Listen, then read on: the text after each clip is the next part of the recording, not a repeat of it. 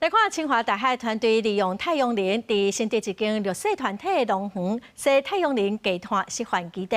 过去若要甲果子干，也是甲芳草烘好打，拢至少爱2天是正了登。使用这款新科技3点钟内底就会当完成，咱做伙来了解。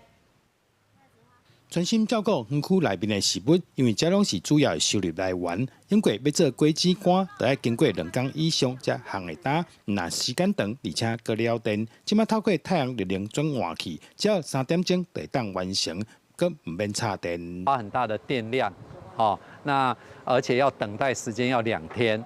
那有这一套系统以后，我们可以短短3个小时，利用太阳的那个光照热能来完成干燥的那个它的品质都一样的。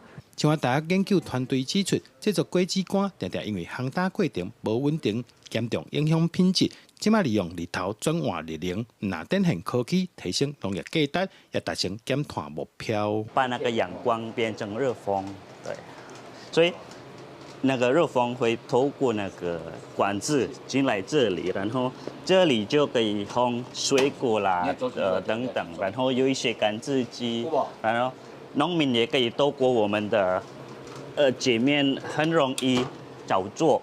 那这套系统完全不用类似电那完全用太阳能，所以它是可以省电省钱，然后又可以减少碳排。